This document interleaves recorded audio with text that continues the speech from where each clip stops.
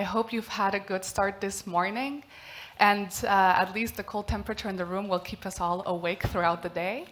And also would like to welcome whomever is joining online. So we're starting that session called House of Cards, Meet the Policymaker, a conversation on how to influence policy. My name is Maria La Sierra Lozada, and I work for the cancer team at WHO Europe in Copenhagen. And we want to explore with you how the private sector activities can influence policymaking at a national and international level, and how that can affect people's health, both positively or negatively. So we're very excited for this session. It's a serious but fun session as well. We're going to be exploring very controversial topics, and we hope that you will enjoy the session with us. So to begin with, I will introduce my two colleagues, Margarida Paixão and Catherine Hetz, and they're going to give a brief introduction on what are commercial determinants and some real-life examples of how this is influencing policymaking. So welcome on stage.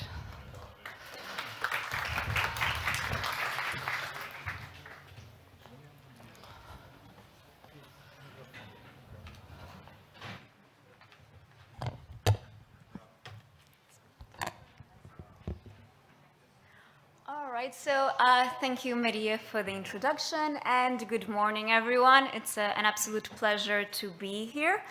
And as mentioned before, we'll be looking at what are commercial determinants of health. But before that, I guess the main question is to start with what are determinants of health to begin with.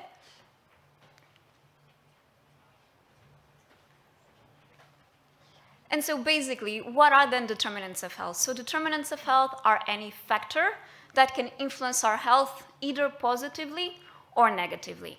And so basically, as our understanding of these has grown and our experience and more evidence has come through, we started to really change our focus from what the individual chooses, so what my individual choices, how they can influence my own health, but instead looking a bit broader, looking a bit more upstream. So for example, if you look to your right, in terms of a very small framework, we've started to develop more and more frameworks that try to really capture that view of like looking more upstream. And so for example, to your right, you have a framework by the WHO in which this starts to be captured. So for example, not just, as I mentioned, my individual choices, but how does my broader environment, how does social cohesion in my community, how does the broader socio-economic political context in my area, how does that then affect my health?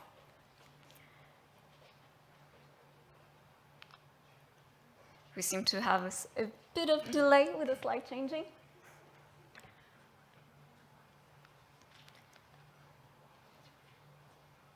Okay, so now that we've looked at what determinants of health are, then specifically, what are then commercial determinants of health? So the WHO defines this as private sector activities that can affect the health positively or negatively. And so basically, what they are is they can arise when in the provision of goods. So for example, imagine an industry that sells health-harming products. So there's that influence on health directly, but also we can think about it in a more, again, broad way. So how does commercial entities, how can they also affect the broader environment in which the commerce takes place? So for example, regulations, policies, like how can they also affect that? And also then, we'll be looking further today as social media as well as a determinant of health. So on one hand, we can think of social media, for example, a lot of it is controlled by very big corporations. And so we can look at that link to commercial determinants of health, how these big corporations, for example, also influence, again, our socioeconomic, our political context as well. And we can look at it as well from a more individual point of view. So for example, we know these social media applications, their interface, their algorithm is all carefully designed to keep us engaged. And so how can this then be used as a very effective marketing tool? For example, by, again, health-harming industries. And so we have growing concern and growing evidence of that use. And we can even think about, for example, as, with social media influencers now being an increasing, job title, how they also can be used and are being used as, again, a new marketing tool, and given how can they also escape a bit some more traditional rules that other traditional methods of marketing need to fulfill to protect public health. And then we will go later into some examples by different industries, but I would really like if we all kept a bit of the angle of not forgetting that we're talking about health and how we can use this view of determinants of health, of commercial determinants of health, when we are looking at specific health problems. So for example, when we're looking into cancer, so putting our cancer goggles on, we can think about throughout the cancer control continuum, for example, in terms of in the prevention side, in prevention activities, other alcohol, tobacco industries, for example, use tactics to counteract public health initiatives. We can think about later on in terms of screening, how marketing of screening tests that are not based on evidence to that, there's a population health gain here, how they are, sometimes marketed as well, and even later on in terms of pharmaceuticals and their price into then palliative care. And now we'll be looking into more specific examples by industries ahead of our conversation, just to, give everyone a bit of a short crash course.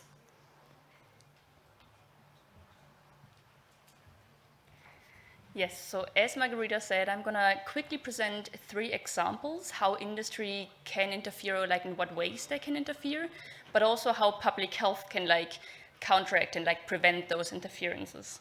So I'm going to start with an example out of the nutrition area. There is the sugar sweetened beverage tax, so-called SSB tax, and it's a very valuable public health tool to decrease the sugar consumption. But of course, the industry doesn't like those taxes to be implemented because it does affect them. So they have certain arguments and mechanisms to make sure that it's hard for public health and the government to introduce them. I'm going to introduce certain mechanisms and then see how public health can prevent on a positive side. So the industry often creates business associations because if they collect their strength, they have a louder voice. So if they come together in an association, they have a louder and more powerful voice. Then they threaten governments with wrong legal claims. They claim it is illegal to introduce those taxes or those policies to make sure, or to try to threaten them and don't even go that step to try to implement the tax. The industry produces industry favorable arguments and evidence, which of course is harmful if you have proper and scientific evidence. Then the scientific evidence is kind of reduced in the impact because you have counter evidence. We have direct involvement in policy dialogues and the policy process. The more industry gets involved in those policy processes, the less likely it is to have a strong policy. Normally, the policy outcome is weakened and not as impactful as planned. And they also often argue with negative economic effects because, of course, it's important for a government to have a strong economy. And if the industry comes and says this will have harmful effects for the economic outcome of the country, it can intimidate. But on the other side, we are learning from those experiences how industry interferes. And public health has some options how we can counter. So it is important that national teams get technical support how to best implement, for example, in this case, a tax. We need to clearly communicate the public health rationale, why it's important for the population and what's the good outcome for health. In this case, we can decrease the sugar in consumption and, for example, halt the rise of obesity. So that could be one way to achieve that. Also, we have to challenge the strong involvement of the industry in policy. We have to point that out and have transparent policy dialogues. Another example is out of the alcohol field. This is more describing how long a process can be from the plan on implementing a policy until it actually is implemented. So Scotland wanted to implement the minimum unit pricing. This is a mechanism that every unit of alcohol has to cost a certain price. For example, here 50 pennies per 10 milliliters of alcohol. It was in 2011 the legislation passed the Scottish Parliament in 2012, and the Scotch and Whisky Association took the Scottish government to court. As we said, it's often a legal threat, and sometimes they also press charges. In 2012 and 13, the case was heard in Scotland. 2015, 2 times, the case was considered by the European Court of Justice. In 2016, the case was heard again in Scotland. In 2017, the UK Supreme Court ruled it as legal, and only in 2018, on the 1st of May, it was actually implemented. So you can see it took 7 years for this policy to actually be in place. And on the slide, you can see 2 important WHO reports that give you more background if you want to know more about the minimum price, unit pricing. But the good part is, even though it was a very hard process, it was effective because the sales of alcohol went down to the lowest point in the last 25 years. And you could even see that the death rate was decreased in Scotland after the implementation of that policy. The last example I have today is about tobacco. It describes how Ireland went towards a tobacco-free generation in Ireland, and they had certain things they implemented to support that. So they implemented the plain packaging to not even have the visual attraction of cigarettes. They wanted to protect children from marketing that in all forms, so marketing and advertising was not allowed in any form in events and sponsorships aimed at youth. They restricted the sale and display of tobacco products to have it again less visual in their life. They implemented the policy that smoking outdoors in certain areas is not allowed to make it more normal that they are smoking-free environments, to have that also right in front of them and not see adults smoking all the time. And an important one is to ban smoking in cars to protect them from secondhand smoking when, for example, the parents do smoke. So those are only 3 examples. Of course, it's a very complex area and very different layers in the field of industry interference. But these are 3 strategies. And with that, I'm going to hand back to my colleague, Maria. Thank you very much.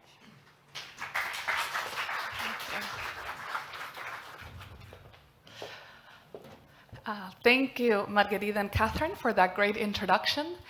And so now we would like to ask you, if after you've heard that of how industry can try to influence regulation and policy making, do you know of any examples that have happened in your country? Or are there any specific targets that the industry is activities that they're doing in your country that you're worried about? And so we will collect these questions, and at the end, we will have an open Q&A. And if you want, we've included Post-it notes in your seats, so you can write it in the Post-it notes. For those online, you can send your comments or questions. You can go on menti.com and use the code 85844011. I repeat once more, 85844011. For those in the room, if you prefer to use Menti instead of Post-its, you can also do that. You can use the Wi-Fi ending in 5G and adding 8 ones as a password. Okay, so now we're going to move to the next section of this session. So we're very, very grateful and very enthusiastic about this. We have, first of all, to introduce Professor Aurelius Verica to the stage. So Professor Aurelius Verica, he's currently a member of the Parliament at the Republic of Lithuania, and he's also a member of the Committees of Health and European Affairs. He started working in the Lithuanian National Tobacco and Alcohol Control Coalition, and was also, from 2016 to 2020, Minister of Health at the Republic of Lithuania. And so next, online, we have Dr. Andrei Martin Vujkovac. If we can see him on the screen, there we go. Thank you for joining us. So Dr. Vujkovac, he works as a health attaché at the Slovenian Permanent Mission in Geneva, covering the file on global health. He has a lot of previous experience working on engagement with youth organizations, such as the International Federation of Medical Students Associations and the International Youth Health Organization. And finally, we would like to welcome Anya Fortuna to the stage. She's currently manager for meaningful youth engagement at the International Youth Health Organization, and she's going to be the one conducting the interview. Throughout the interview, we will be collecting the questions that you've been submitting, and we will present these questions to the interviewees. Okay, so Anya, go ahead. Okay, this works. Hello, everyone. It really is a pleasure to be here, so thank you for inviting me. My name is Anya Fortuna. I work as manager for meaningful youth engagement at the International Youth Health Organization. We are a advocacy organization, capacity building organization, and an organization that empowers young people to be active in the field of health. So our main goal is to strengthen the voice of young people within the health sector, but also to bring health topics in the youth sector, which is quite big. And we're doing this with the help of our member organizations that come from all across Europe from different fields. Either they're really health specific or they're just a youth organization that sees the health as a priority and wants to discuss more about this. How we will have this, we're going to have an interview session in the concept of the youth dialogue, which means a conversation between a young person and a decision maker or a policy maker. So thank you, both of you, for joining me discussing this important topic. And just as a official saying, is it okay if we talk to each other with our first name to make it more youth-friendly and to make it more friend-like conversation? Because I think this is something that should also be brought into the world, because when we discuss as friends, I think it becomes more comfortable and we can discuss this further. I have some quite tough questions, but to start off with a simple question, or a very easy question for the both of you. Are commercial determinants indeed drivers of ill health? And Aurelius, please, you can start. Hello, everyone, and thank you for this warm-up question. And I think it was already answered in an introduction that yes, it has an impact. And youth is a very important target group. And there is a research that demonstrates as some associations with an age group and risk factors importance. For example, as younger you start to use some substances, as higher is a risk you will become addicted, and this will be more complicated to quit. Even later, when you will understand the risks, you will have a family, you will for example, become motivated to show a good example to your children, but that would be more complicated. So young people are important target group. And industries, they are targeting you. And sometimes when we talk about the health inequalities, it's a very interesting that you have to be very careful about the direction, how you decrease inequality, because you can remove inequality if you lower the health for those that have better health. But you actually have to work another direction. You have to increase health for those that have lower health, yeah? And that happened in a male and female situation when talking about it, smoking or alcohol drinking, because it was socially unacceptable for women to drink and smoke. And industry, what they are trying to do, they were trying to demonstrate that if you want to be as successful as men, you have to drink and smoke as men. So that's how they succeeded to get to women population. So yes, it has an impact in a very different ways. Thank you very much. Andrei, please. Thank you, Anya. I'm just checking if you can hear me well in the room. We do. Fantastic. Okay. So then I would just like to start by saying how great it is to be with you in Tirana, even if just virtually. You know, the blood running through my veins is still very much oxygenated by the air that I was breathing in the youth sector, where I spent quite a few years before moving to public administration. So this is very special to me.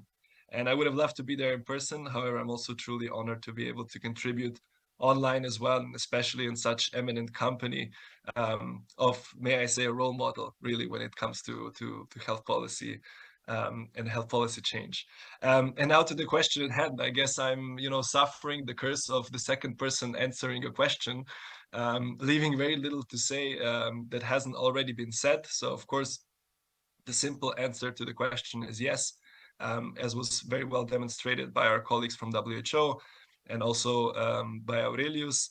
And I think I just wanted to say that this is, it's not such an easy or simple discussion. It is important to delineate that, not all commercial determinants of health are detrimental. However, I suppose those will be the ones that will be focusing our discussions on today. And this is actually a topic very dear to my heart. It's something that I was working on as a youth health advocate, and it really takes courage to address. Um, Already Aurelius explained why this is so important in the youth health context, so I wouldn't repeat that. But I would just maybe thank the organizers for putting this challenging topic on the agenda, and looking forward to the further discussions and more, let's say, specific questions on it. Thank you, Andrei. And let's do this, that you start with answering the question now. So Aurelius will be the second to follow, because Aurelius already mentioned the health inequalities. And indeed, the data shows that unhealthy commodities are worsening the pre-existing inequalities in the societies. And it was said at the beginning by the director that youth is like one of the biggest group here. What effective public health actions should we consider and act upon in order to protect one of the most vulnerable groups, which is young people? Thank you, Anya. I assume I'm going first now. So firstly, I'd like to point out that this is also happening on a very, let's say, macro scale, on a global scale. So countries like small island developing states or least developed countries are experiencing more pressure from certain commercial actors and have less, let's say, economic and legal leverage to protect health in those negotiations, and then that can lead to worsening of health in their populations. But this can also be seen on a more micro level. So people who have fewer options are, of course, more vulnerable to take what is available or what is presented, even if that's not optimal for their health. And when it comes to youth, as was already mentioned, this is a very vulnerable demographic. And let's take addictions as an example. We know that during young age, people are, due to the brain development processes, more susceptible to succumbing to addictions that are more long lasting, as Aurelius already pointed out. So this is already a vulnerability.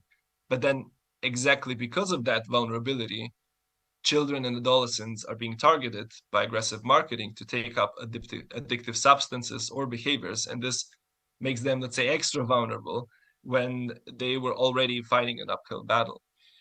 Now, luckily, we know quite a lot about what works to prevent that. And the WHO has made available the so-called best buy policies, which are cost-effective and cost-efficient ways of minimizing unhealthy behaviors. Usually they revolve around making unhealthy products, let's say, harder to reach or putting them out of sight. So things like raising taxes, prices, bans on advertising, limiting outlets, and so on. So a few of the things were already presented by our colleagues earlier. But the problem is that while we've had these policy options on the table for quite a long time, there still is a bit of a lack on more implementation on the national level. And this is where we meet the most resistance and need the most support, both from the WHO as well as from other champion countries like Lithuania and, of course, the community. And their young people also have a role to play, which I'm happy to go a little bit more into detail a little bit later on. Back over to you, Anya. Thank you, Andrei. Aurelius? Yeah, I think we are happy to be in the times when we don't have to invent the wheel, because the wheel is already invented, tested, and it runs if we just use it. And it was already mentioned, the best buys by WHO. We know what to do. The biggest question is how to do what we know needs to be done. And there are very good examples. For example, in tobacco control, there's a tremendous achievement like Framework Convention for Tobacco Control. It took years to do it, but it demonstrated that if we can unite the countries and public health experts, lawyers, it is doable and it's legally binding. It's a very good but rare example how the international, at least, community has to work. But for those who are coming from the youth organizations, I was also a youth organization leader. I was working starting from my years at the university with addictions. That's how I came to tobacco control, later on to alcohol control. So sometimes it looks that we have to look for some specific measures in the countries. If it doesn't happen, internationally, we don't know the answers yet. So for you, one good maybe proposal how to test if the measure is a good one. I remember very well from the trainings I got myself when I was an NGO. This is about the scream test. If you want to check if the thing you are proposing for the society, targeting some industries, targeting the interests, if there is nothing coming out from the industry, and if they are happy and even coming to you to support your activities, they are even proposing money to you, you can be 500% sure that this will have no effect at all. Even sometimes, the vice versa effect. But if they will try, to blame you, try to send to, legal procedures, start to build, different consortia to fight back, you can be at least, 50% sure that this will have an effect. You still be not 100% sure how big this will be. But if the industry is demonstrating their interest, a negative interest, if they are screaming, you can be sure that you are on the right way and you do the good thing. But if we talk seriously and systematically, we have, again, I'm coming back to the topic we are talking today now about youth, especially youth. And it's very, very interesting to start early and create environment that would be natural for those who are not born yet. The biggest problem when we start to talk about public health interventions is not youth. Those who are faced with the challenges are usually adults because they have to change their behavior. Usually children, they don't have problems yet. So it's not the problem if we introduce, the selling hour restrictions or advertisement bans, or we increase the price, because for non-consumers, this is not the problem at all. This is a problem for those who are already consumers. So this is a problem of those grown-ups who have already achieved their stage of addiction or, different behaviors that it's hard to change. So we have to change the environment for those who are not born yet. And when they will be born, this will be a natural environment. There will be no tension at all, no stress at all, because this will be a natural environment. So that's the idea of public health. And it is difficult at the beginning, but finally when it gets to the new generation, this is not the problem at all. People accept that as a normal environment. Yeah, thank you. Applause well deserved. And yeah, you're right. If you're born in this, I remember I'm from Slovenia originally. I remember when I was younger, you were still able to smoke indoors. But my brother, who is only 2 years younger than me, basically doesn't remember this anymore. So for him, it is normal that when you go indoor, you do not smoke. So indeed, it's also about securing the well-being of the future generations, but also the existing ones. And both our speakers did mention the role of young people. So you can again go to Menti and check and write down what do you see, what is the role of young people in protecting the health. And you can also use post-its that will later on be collected by WHO team and will be brought in the follow-up and in the conclusions of this event. So this is your task when we continue on with the conversation. So it was mentioned by Aurelius how important it is, this role of the international communities, but also the role of young people. So if I can get Andrei back, if he's still here with us. We cannot see you on the screen. Okay, perfect. I'm still here. Maybe you can hear me. Okay, we can hear you. We can see you as well now.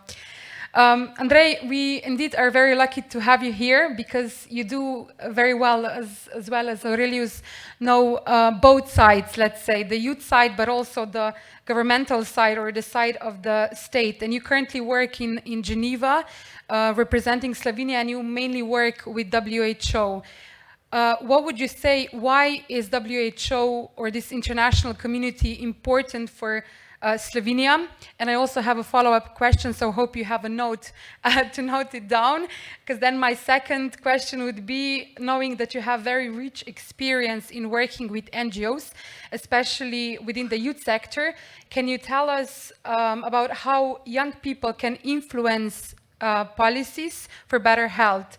And maybe, drawing the whole circle, since you managed to experience both, what would be your message for the audience that we have here today that is also very mixed in the role of young people within the health sector? Thank you very much, Anya, for those questions. I hope I'll be given enough time to be able to address them appropriately. But I'll start with the WHO. So a country like Slovenia, which is quite small and has resources to match its size, we absolutely rely on WHO for its normative work. So that's for the standards it provides. So above all, we need to know that whatever comes out of the organization is the best available knowledge, and that health is really put above everything else and is not tainted by commercial interests when we have our discussions there. This is of paramount importance to us. And there is also civil society is very important in that context to keep the organization and the member states honest and accountable to what's being discussed there. Now, there are also other, of course, activities of the WHO that are also very helpful, such as putting those standards then into action.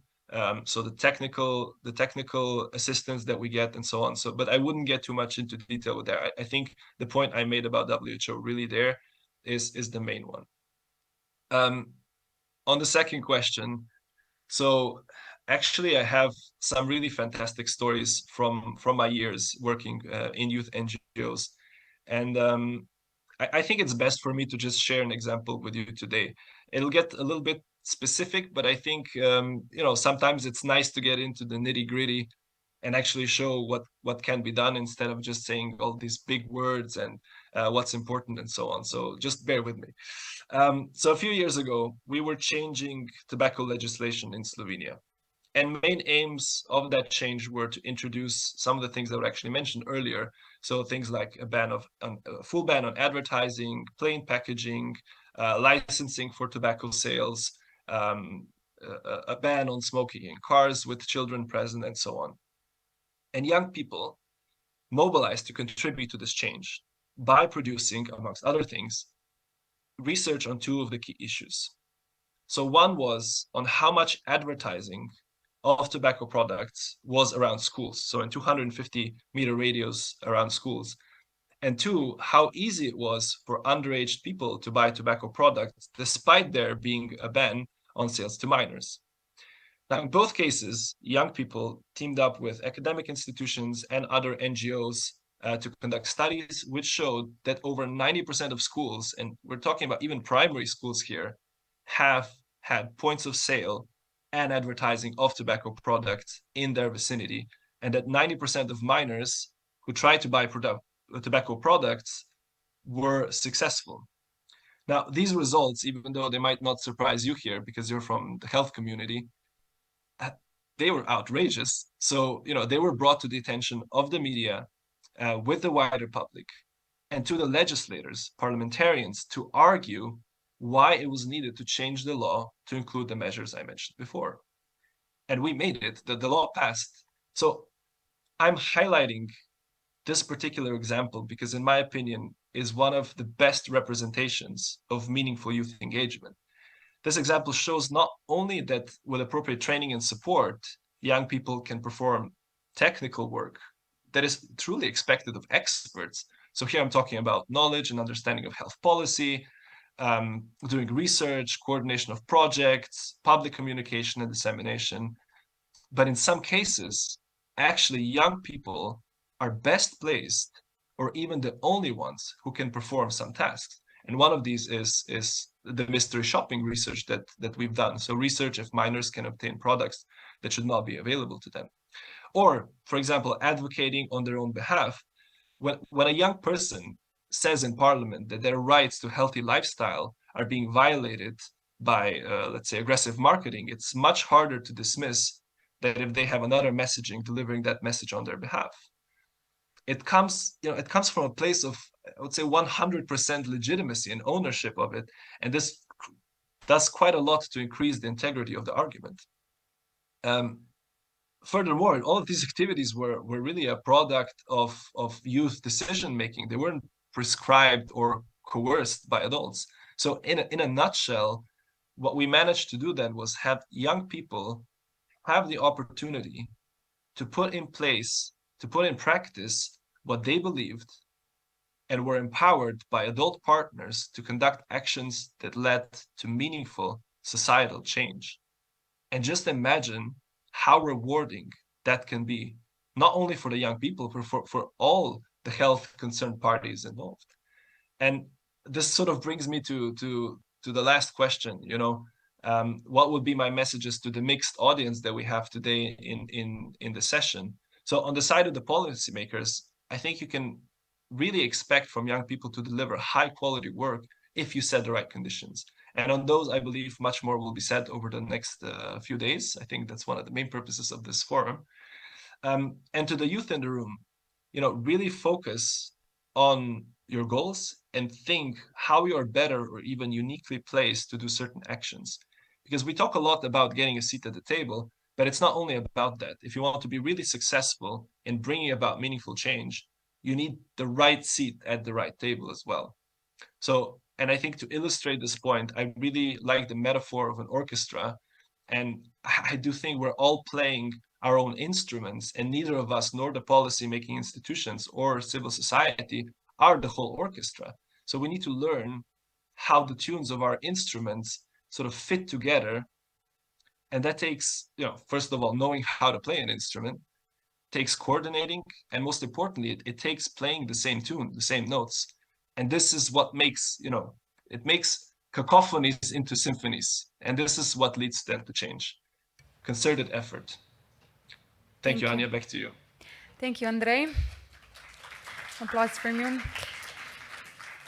And Andrei said, having the right seat at the right table. You're a former minister and also a member of the parliament in Lithuania. So I think you do have the right seat and the right table. And you engaged a lot with different stakeholders to secure better health policies. And you were one of the driving force with your successful work to protect progressive alcohol policies with the new law that increased tax for alcohol products. It limited the availability. It increased the legal age, and so on. And you were standing on the good side, protecting Lithuanian citizens. But we know from experience that many politicians, instead of listening to the civil society organization, to as well common sense, they rather listen to the industry. And you did mention a very cool thing that I think we will use further on, the scream test. So seeing how what kind of reaction a proposal makes, and what do youth organizations and as well young experts in the field of health have to do to have a stronger voice when advocating for better health policies in comparison to the lobbying activities of industry, which we know they have a lot of funds to this lobbying? Yeah, thank you. This is very, very complicated question because probably it depends on the precise topic that would come up, with the policies. Because sometimes there are differences between industries. I'll give you an example, like with the food industry, they have a chance to change. And, we will never ever live without food. So somebody will have to produce the food. And we would like to have the food that would be healthier, that would not destroy, our health. So it means that we will work probably with the food industries by helping them to change their products. But there are industries that have no choice, actually to change the products, like tobacco industry. Well, they are trying to tell that they have changed the product, but in fact, it's just another strategy of lying for 30 years because, for us, it takes decades to prove the health risks, and until it's proved, they can lie and we don't. And one thing you have to remember, that don't repeat the things they do. They will use the lies, and you cannot do the same thing. You have to have the data on your side in order to be effective. Yes, it takes sometimes years, but when you will have data, they will not finally be able to beat the data with their own, lies and mysteries and the things like that. Another advice would be to build the coalitions. Because, we come from some youth organizations that usually are dealing with some topics, some more precise topics. But, to be effective with the health policy at the national level, usually it's not enough to come with one organization, because it doesn't really impress the members of parliament, because other side will also come with their interest groups. They also create an associations. They also invite the lawyers, experts, and so on and so on. So build the coalitions and be specific. And my experience from Lithuanian National Tobacco and Alcohol Control Coalition was to be very specific, because we invited everyone that agreed on some specific topics on tobacco, alcohol, and drugs control and prevention. The organizations were very, very different. And, if just the question came from another, topic, like, reproductive health, for example, or other topics, they were starting to fight each other. So we didn't allow them to discuss other topics because we needed to be focused on the topic. That's how we succeeded, to push through, and we became united. So do the same, because industry, they are usually use the specific point, to push, and they are very effective. They use a very precise techniques. Another thing that would be very important is to understand how industry behaves. They really like to be a good guys. That's why they support sports. That's why they support culture. That's why they say we are one of the biggest taxpayers in the country. But when you disclose who actually pays those taxes, I'm sure you know that taxes like excise tax is not paid by the industries. Those taxes are paid by those who are buying the product. So in fact, you see in the budget line that, the taxes comes from tobacco or alcohol products, but who pays those taxes? Those taxes are paid not by the industry, but paid by the people. And if you will not buy a bottle of beer, you most probably will buy something else. So there is no difference, for the budget if you will pay another tax. So be specific, build the coalitions, and be vocal. Andre already mentioned a very good example.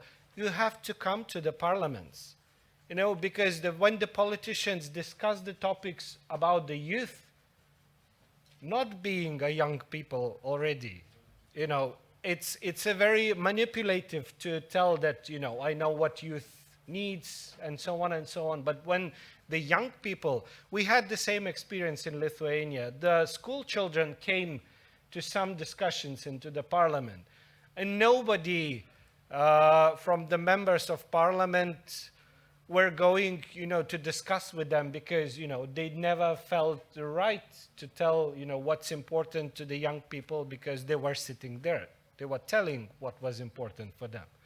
So this is a very powerful thing, even if you don't think so. This is a powerful and emotional thing. And sometimes emotions, they are even more important than data. You have to take into mind that also.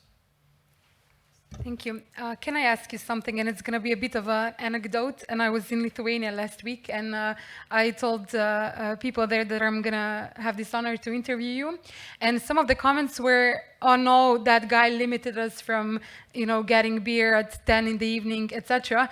And as a politician, you're relying on the votes. So basically on people agreeing with you and giving you the votes. How do you personally battle with this when you know that the policies that you're implementing or let's say fighting for are not agreeable, and like people that do not understand these things see as they're not okay? How do you deal with that you still have to be vocal about it and make changes, but on the other hand also like pleasing the masses that are at the end your voters?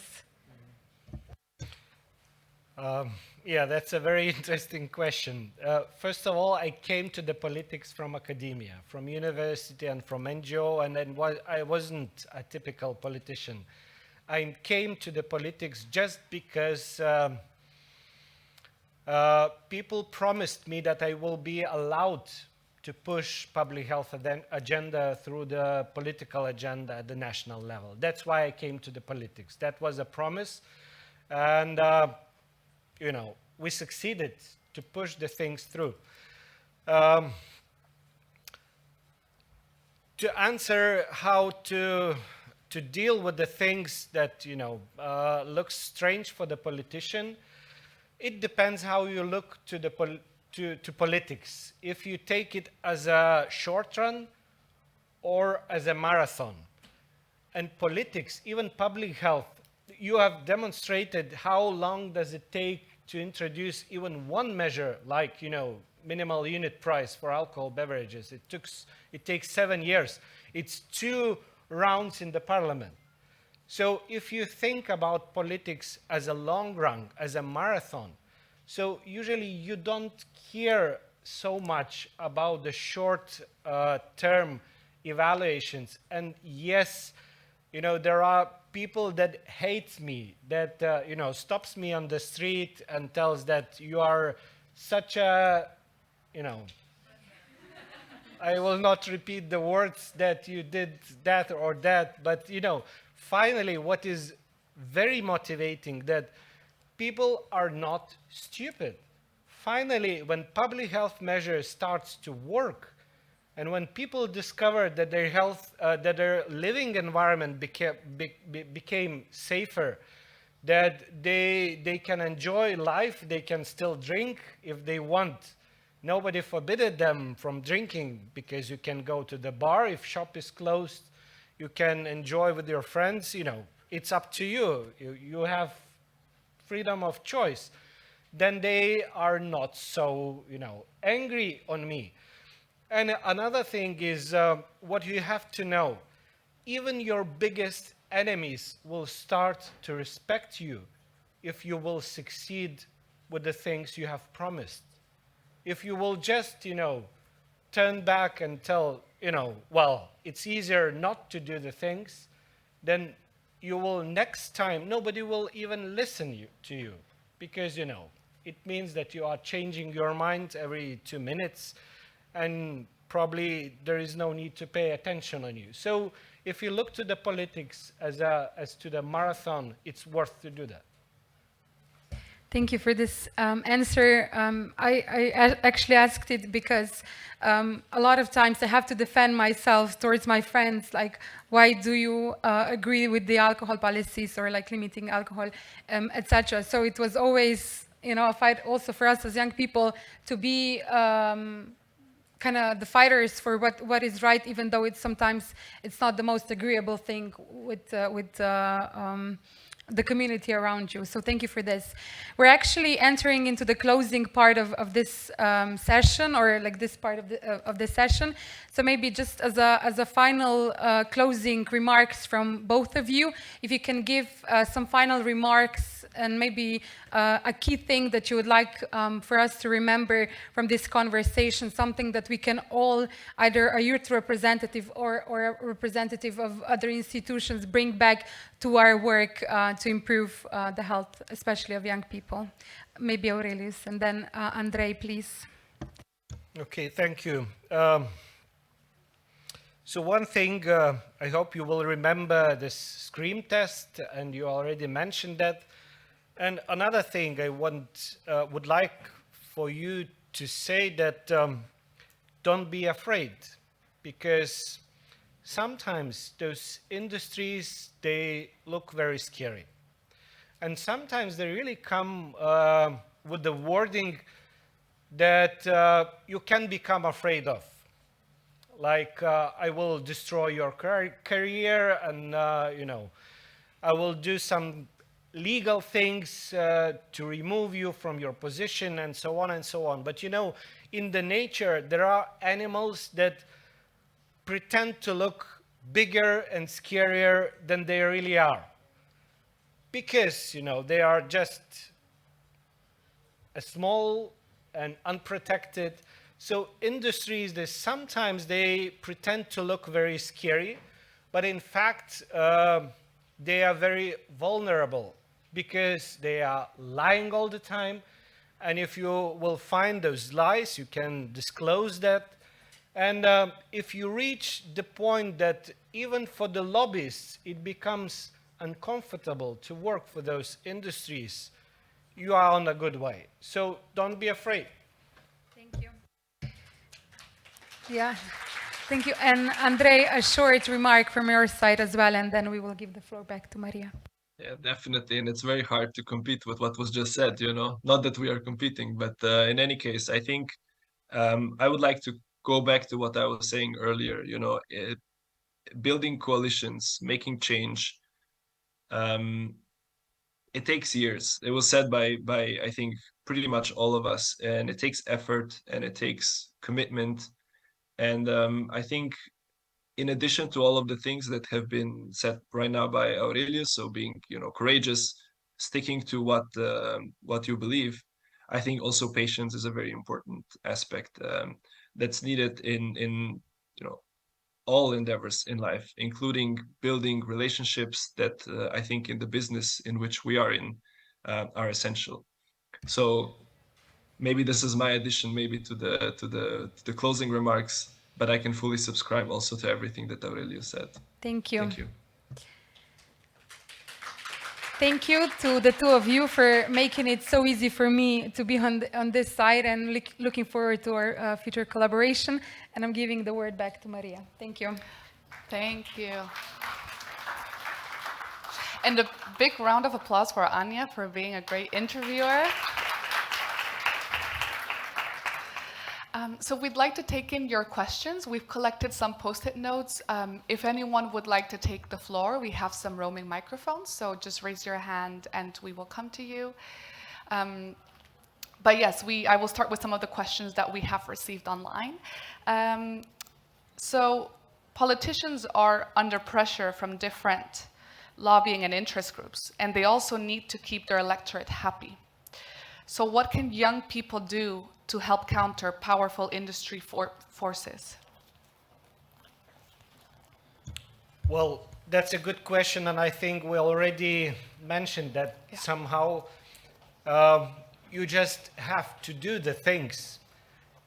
Because sometimes young people, they don't feel comfortable to come to the politicians. I remember my feeling when I first time came to the parliament. That was a very interesting experience because everyone looked so serious. It's the serious building, those politicians. They look like they know everything, and you cannot tell the thing to them because they immediately telling that they have an opinion and so on and so on. But politicians are human beings too. We are coming from different backgrounds. It's not necessary that we know everything. And, if you come and just talk normally as to the normal people, that usually helps much better than fighting straightly. Because, if you fight to someone on the street, you are getting the response that it's, an angry response. So sometimes a good, normal human talking to the politicians, even some private talkings, not necessary on the committees, helps a lot. So just do it. Okay, I see we have a question here. Microphones.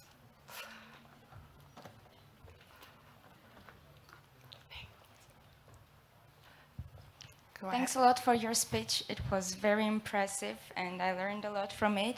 So I'm Yeva Markaran, I'm coming from Armenia, and recently we introduced that new policy that people cannot smoke in open-air cafes and in any restaurants in Armenia.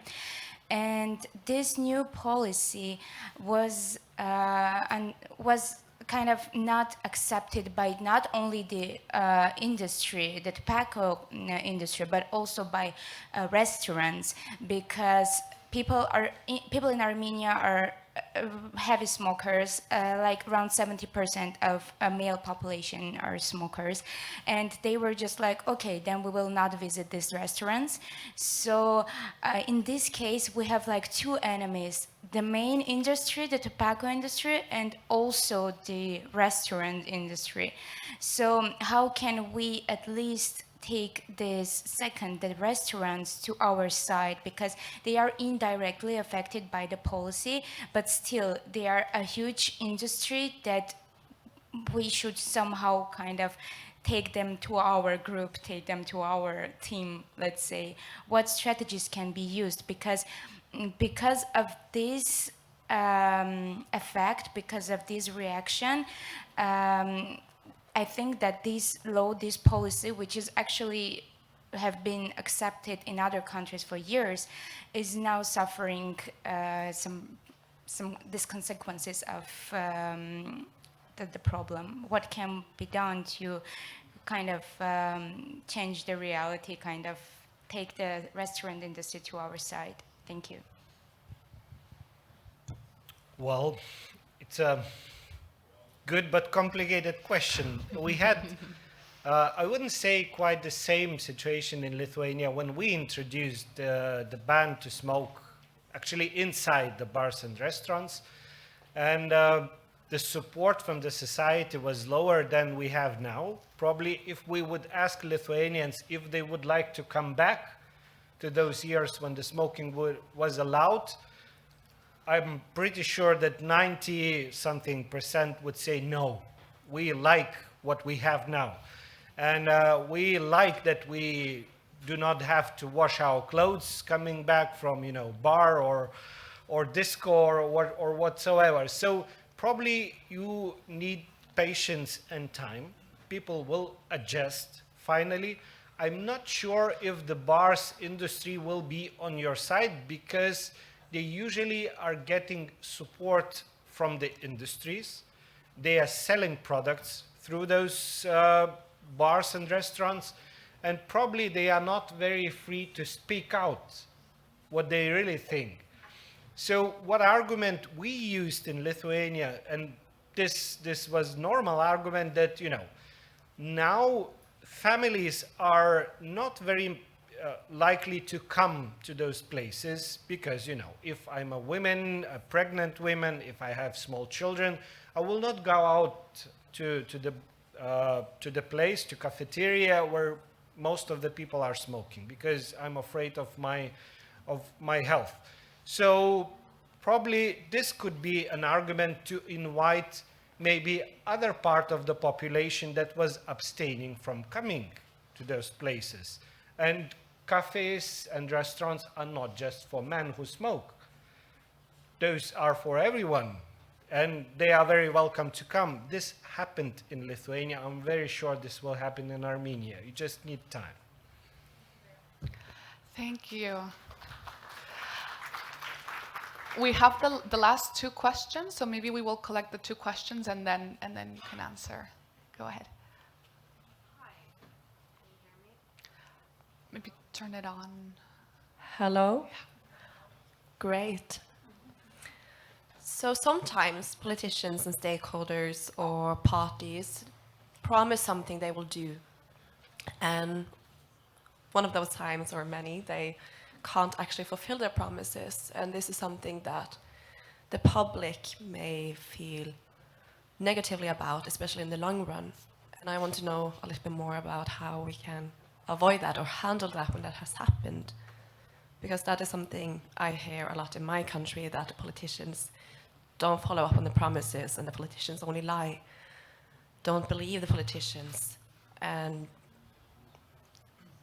I think that's a really central theme to talk about sometimes. Thank you. Difficult question. Yeah. Second, maybe just we collect one more question and then go ahead. So my question is, yeah, we were talking about making the policies and the involvement of the youth in the making of the policies. Okay, let's say that the policies are made, but when it comes to the regulation, the control and the implementation of those policies, it's quite a big deal because, for example, I'm from Kazakhstan, and in our country we already have quite effective, I mean, let's say, policies, but when it comes to the regulation and the implementation of those policies, it's very difficult. Not all the, for example, the public places where the tobacco smoking is banned are being like banned in real life. So my question is, what is the role of youth in the regulation and the implementation of those policies? And second question, can we actually help in the regulation and the implementation of those policies? Thank you so much. Thank you. Thank you for those two very good questions. First one, I would say, is not very complicated one because, first of all, you can monitor what the politician says and what they do. And now, in the era of digital everything, you can easily do the monitoring. The problem is that nobody cares about that. People believe in what politicians promise, but they don't care about what they do. And I will tell you an anecdotal story that happened with me. As a member of parliament, I have meetings with people. They just can come and talk, tell their problems, propose some things for the parliament, for the legislation. And lady came to me telling that she voted for me and she mostly likes me as a politician, but in some areas I am too restrictive. So we started to talk what it is about. And she told that, well, you forbidden sugar and salt. This was about the school nutrition because we really changed the rules. We limited the amount of sugar and salt that could be in child food and in the schools. But this was not about banning sugar or salt on the shop. And I asked her, last time when you was in the shop, there was a sugar and salt? She told yes. So then I asked, how did you come to the idea that I've banned, the sugar and salt? And then she told that, well, but people are talking about that.